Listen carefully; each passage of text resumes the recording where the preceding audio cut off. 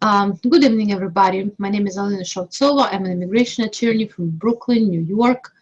Um, we're going to continue our legally speaking seminars, and today's one is dedicated to immigration consequences of criminal conduct. Some people believe that once they were convicted and they served the sentence related to their criminal activity, that they're done, and they don't have to, and they cannot be retried second time. Unfortunately, this is not the case in immigration court.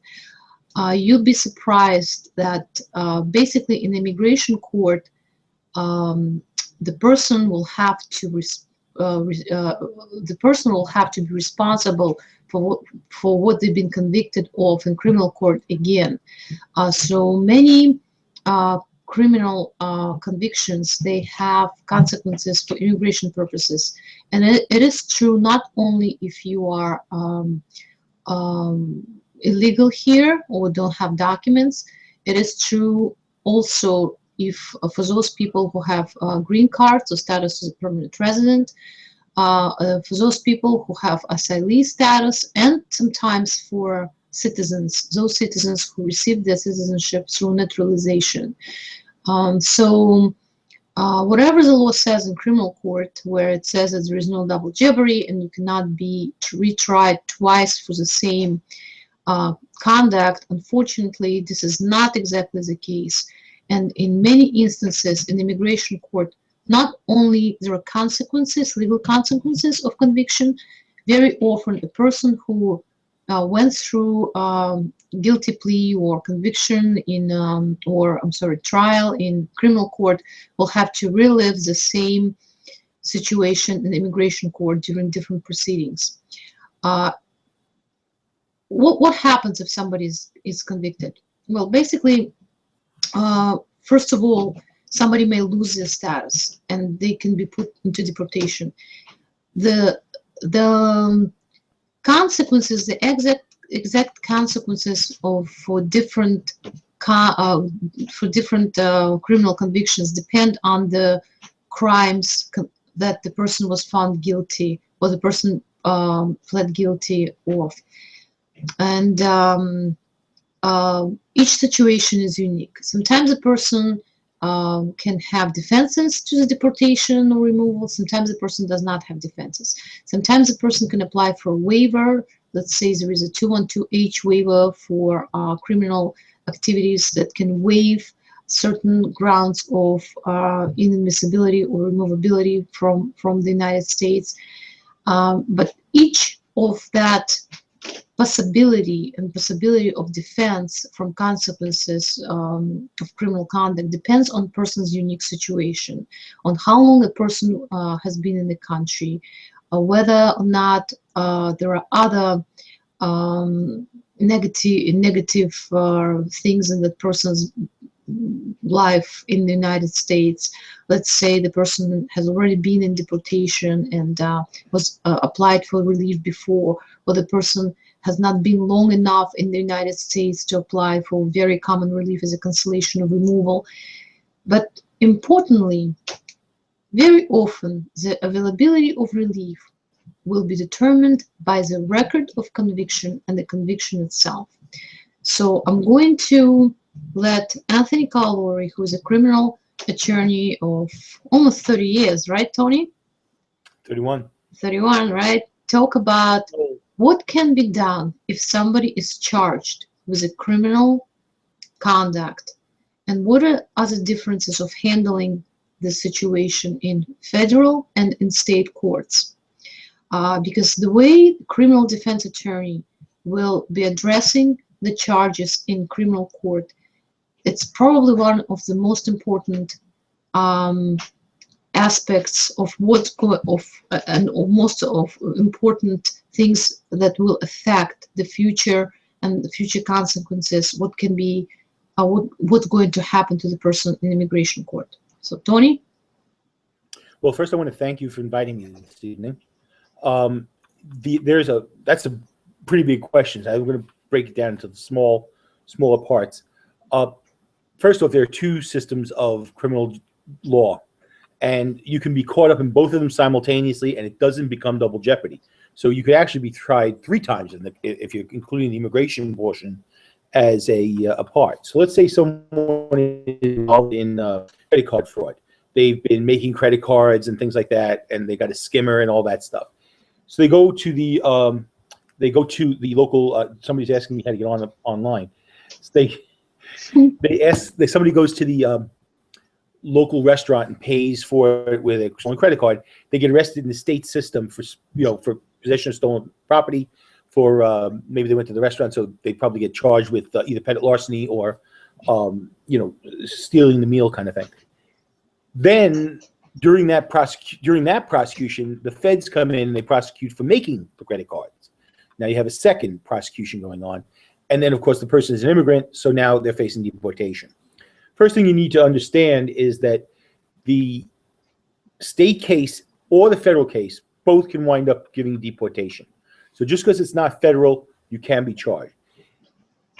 There are very serious consequences in both cases, but the federal case is far more serious because of something called the United States Sentencing Guidelines, where if you're convicted and there's a high level of conviction in federal court, you wind up having not only a felony record, but you face these very long periods of time in jail, and then after that, you're sent home. It's a real disaster for people. In fact, you and I are working on a case together where my client was just recently convicted and sentenced, and now she's facing deportation, even though she had a green card and she's been here many years. She's been here 15 years. Now, in the state system, it's a little bit more difficult. There's more plea bargaining in the state system. It's possible to get a felony knocked down to a misdemeanor if the person's not involved in violence, if there's issues of addiction and things like that. But that doesn't necessarily protect you from the immigration system. So, for example, somebody gets arrested on a petty larceny, or grand larceny rather. They plead it down to a disorderly conduct, which is a violation, not a misdemeanor or a felony. It's not even a crime. But the feds will look behind the plea bargain to see if there was a larcenous crime. They call that a crime of moral turpitude, and that person could be put out of the country. More likely, if they don't have a green card. If they do have a green card, they probably won't face that. And of course, if they're a citizen, they're probably all right in that situation. But there's a perfect example. If the lawyer doesn't ask, are you a citizen, or what is your status, he may very well make the mistake of pleading the person out to something that can have them put out of the country. Another thing that can happen in both federal and state system, in the federal system, we call it a do not pros, or do not proceed, do not prosecute. And in the state system, it's called an ACD, or an adjournment in contemplation of dismissal. And if that happens, the feds will not go behind it. That is a straight out dismissal as far as they're concerned. And they won't go behind it for federal immigration purposes unless the federal prosecutor makes the recommendation. I have a question for you. Question, it was a pretty wide-ranging question. Yes, I have a question for you. Very often, in connection with the federal, plea bargaining or entering the plea, there are things called probation reports, right? Reports from probation, the person's. What would be your recommendation to the criminal defense attorneys of how to handle those? Because there are many situations where probation report says, and let's say it can be found only in probation report and nowhere else. They say that the client, let's say there was a group of people being persecuted, and they allocated this particular client responsible for approximately $200,000 worth of damages. And I've seen cases where the criminal defense attorneys never put on the record objections to that. And then when we go to immigration system, and if the judge, if the crime is such that the judge can look beyond the record of conviction, strict record of conviction, they look at it. It creates a aggravated felony situation in criminal court. In immigration court. So, what would be your recommendation to those kind of findings by probation people? I think there's a couple of things that the attorney can do. First thing he can say, these findings for the purposes of the plea only. Now, that doesn't necessarily protect against what you're suggesting, but it does at least not equal a full admission. and it's only usable for the purposes of the plea. If you try to use it against me in an immigration, I would have an argument to say, well, my lawyer limited my agreement to that. Of course, the best thing to be able to do is for the lawyer to be able to actually bring an objection to that portion of the probation report.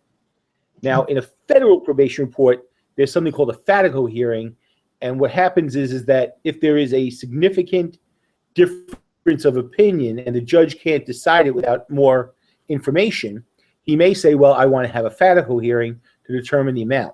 However, if you lose the fatigo hearing, the court might find that you are not cooperating. You're going to lose points for cooperation. So a lot of times the attorney's between a rock and a hard place, and so that's when he uses that whole, for this purpose only kind of thing. And so for the purposes of the plea, we'll agree to this number, but not for anything else, not for the purpose of immigration. And I, as an attorney now, having worked with you for a while, am now more likely to say, this is not an admission for immigration purposes, right on the record. Now, before meeting you, I would not have said that, but right. All right. I have another. Good lawyers, that's what happens, I have another question for you. Let's say if we have a situation where the person is not, the government is not agreeable to suggested plea bargaining, and the choice is between the trial or being convicted of something that's gonna make a person deportable. How would you approach the situation, basically, and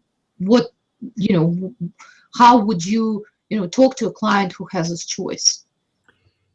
It's truly a difficult situation. The conviction on most federal felonies after trial is going to create a large amount of jail time. And the conviction is going to mean automatic deportation. So pleading guilty may save the jail time, but it's going to bring automatic deportation. Going to trial, if you have no shot at winning, is going to create longer jail time and deportation. So sometimes it's best to cut your losses. However, I think that far too few cases go to trial.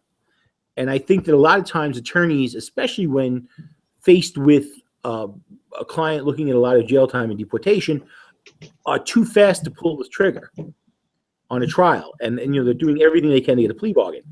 I think sometimes you plead better or you get a better deal if you show strength. Now, it's got to be the right case. I'm thinking right now, I have a case right now where there's a legal difference of opinion. The prosecutor believes that my client was doing something illegal under the statute. My client and I agree that what he did was what he did, so there's no issue as to what happened. We're just saying it's not a crime. Now, in that case, that might be a perfect case to go to trial, because even if the judge agreed with the prosecution, the jury may say, no, we don't see it that way. I'll give you an example. A client applies for Social Security, for health insurance under the exchange, saying I'm too poor to be able to get regular insurance. I need New York Health. When he applies, he's qualified. 2 months later, he gets it. It locks in, and 2 weeks after that, he no longer qualifies because he found a job or something like that. Under the rule, he's supposed to tell them, well, now I've got my job. But it's a seasonal job. He's going to be a salesperson for, say, for the Christmas holiday. So if he tells them that, they're going to take him off the health plan. He's not going to have health insurance during the period where he can pay for it, because who's going to sign him up for a year if he only can have a month or two? And then on top of that, he's going to be qualified again, but by the time he qualifies and gets the insurance again, he's going to have a lapsing period. Now, under that lapsing period, he might be charged by the IRS. And if they charge, he's going to be fined by the IRS.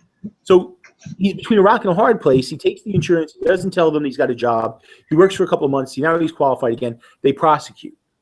Now, that's a case I'm willing to go to trial on, because I think as a citizen listening to this, the first thing I'm going to say to the prosecutor is, why are you here on this case for $20,000?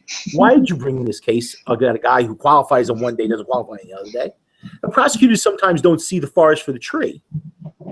Other times they try to use laws that aren't really meant to apply to what they're applying them to, and I call that creative prosecuting.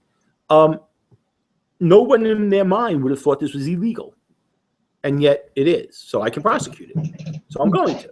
Okay, but I think that if I take that case to trial, you're going to pay for that decision. And the way that prosecutors pay for the decision is not only do you beat them in court, but then you sue them afterwards. You can't sue them per se, but you could sue the people. You could sue the governmental agency that brought the charge and the whole thing, and you could sue the individual governmental agent under Bivens action. So, and those can be quite lucrative lawsuits. I do that work as well, by the way. Okay. That's called civil rights or 1983 actions. All right. One of the aspects of dealing with the criminal convictions. Let's say somebody who was charged was not able to find such a talented and skillful lawyer as you, and now they have this conviction of 10 or 15 years ago, and now they have to deal with the immigration, consequences, because it's very often it happens exactly this way. Person got convicted a long time ago, they did not think, or under the previous law, a criminal defense attorney did not have to advise them about the immigration consequences, and now all of a sudden ICE is after them. Well, if the attorney fails to discuss it with them, and the court doesn't discuss it with them, they do have a chance to withdraw the plea, or if not withdraw it, to request it to be overturned by an appellate court, and that's been upheld now.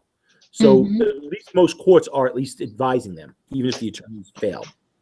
And you'll see that happen sometimes with attorneys who are not real criminal defense attorneys. They're just showing up for this case only or for a couple of cases to make a fast buck. You go to a real criminal defense attorney at this point, an NACDL guy, which is National Association of Criminal Defense Lawyers, or somebody active in the State Bar Criminal Justice Section, or somebody active in the New York State Association of Criminal Defense Lawyers, or whatever your local state is. Those guys know the difference, and that's how I pick a criminal defense attorney. It's one of the ways I pick it is by what organization he belongs to, and is active. Excuse me. I'm sorry. Addressing this, if you decide, if somebody comes to you saying, "Attorney, will you bring on my behalf motion to vacate the guilty plea?" What factors would you usually look at to decide whether or not the motion would be successful? Well, we like criminal defense attorneys talking jargons and case names. So we would look at what we call an IAC, ineffective assistance of counsel, first. And that would go to, was this person properly advised? Was he advised of his rights under the Geneva Convention? Was he advised correctly under the rights under the immigration law of the state of the United States of America? The second thing we would look at is whether or not the case was a disposition of convenience, or whether there really was the crime charged was what happened. So you start to go behind it to find the evidence. What evidence was there? A lot of times attorneys who aren't well versed in criminal law will have taken a case just for the purpose of turning it over and moving it along. You see that happen a lot in DWIs, driving while intoxicated cases, where if they had just set a motion or just requested the calibration records, they would have found out the machine was not calibrated, but they don't do it. It's a fast dollar kind of thing. Pay me $1,000, I'll plead you guilty, and you're out.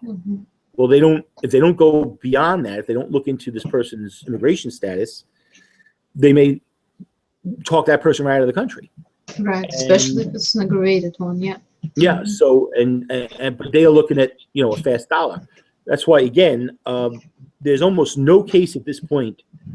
First off, if you're an immigrant and you have not gotten your citizenship, if you're not using a qualified criminal defense attorney, then you're out of your mind. Now, it doesn't have to be somebody with 30 years experience, but you need somebody who really knows their way around the courtroom and is not afraid to do the job. And that's going to cost you a lot more money than it's going to cost the kid who grew up, and really wealthy, and he's getting the same attorney for, well, not the same attorney.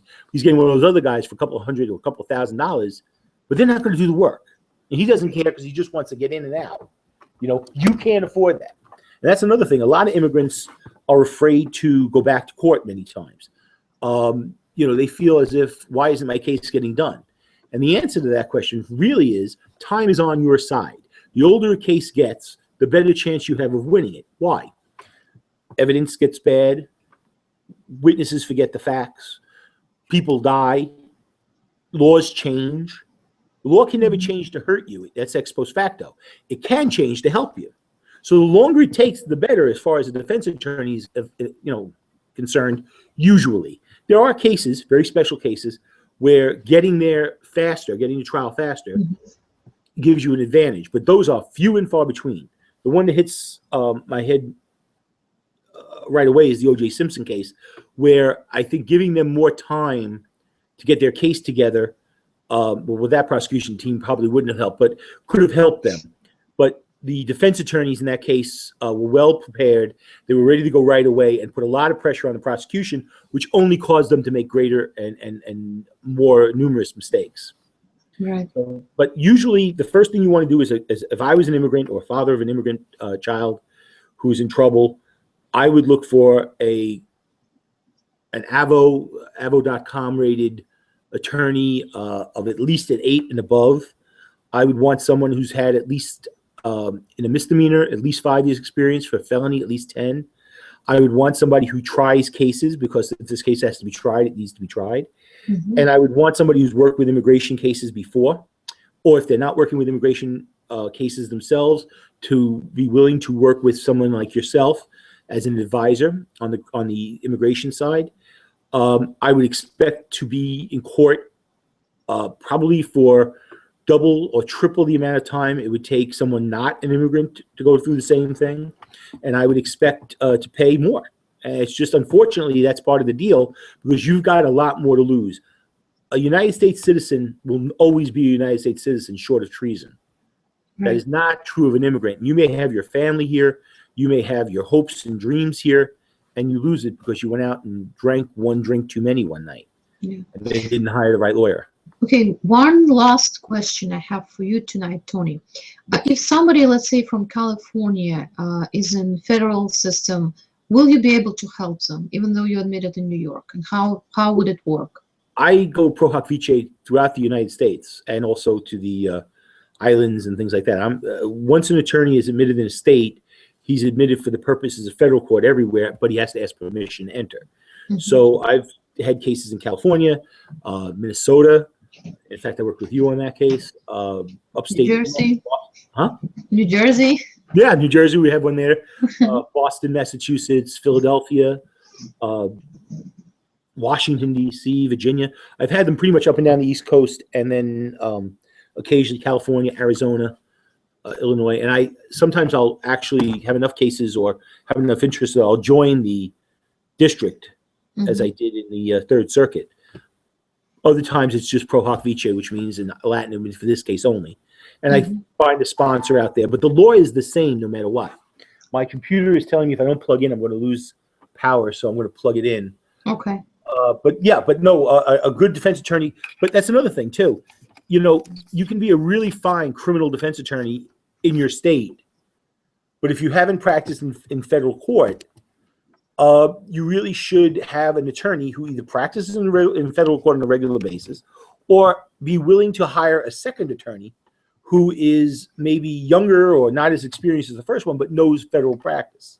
All right. You know, I have a consulting firm. It's a very lovely young lady who works with me on the consulting firm, who's on air with us tonight, where I do trial consulting on cases, where you do too. And we advise attorneys how to handle cases in areas where they haven't practiced before. You know, so those kinds of things, those little expenses, they're not little. They can be quite large, but they're important expenses to take, so that at the end of the day, you walk out with the best situation you could possibly walk out of. You know, it's just, let me tell you something. The day after a case is over, the lawyer goes on to the next case. He goes home that night. Hopefully he doesn't kick the dog, but he goes home that night and he's disappointed. But the next day he's on to another case.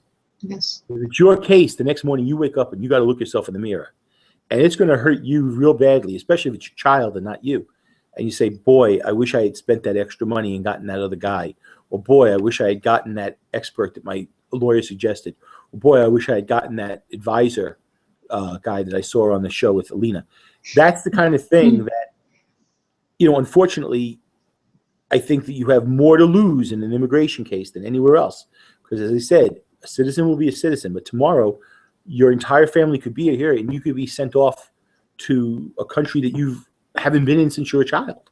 Right. You don't know anybody. It could be war-torn. The government doesn't care. They're sending you. Yep. All right. Well, Tony, thank you very much. Well, thank you for having me. This was really a lot of fun. I've never done anything like this before, so thank you very much. Well, if you're available next week, we're here every Wednesday night at 9 o'clock. Well, I'm sure you guys don't want to hear me every week, but I would like to come back and see what other people do. I have some other questions for you, like what to do with a federal indictment, because some people think it's a joke when it's really not. Oh, God. No. You haven't heard of making a federal case or something? That's the reason why there's that saying. Yes. Yes. Well, I had a great time. Thank you very much. Thank you. Thank you, Tony. And guys, you always can find us at www.shautsova.com. And for Tony? You can catch me at www.colleluorilaw.com, which if I had to spell it out, forget about it. And I'm also at razorkniff.com. And your phone number? 516-741-3400 is my personal number at the firm. And I can also be reached after we meet on the firm. We can also get cell phone numbers and things like that. Great. All right. Thank you very much, Tony. Thank you. Hopefully we'll see you again. So you'll be seeing me soon. Take care, everybody. It was nice to meet you. Nice to meet you. Good night.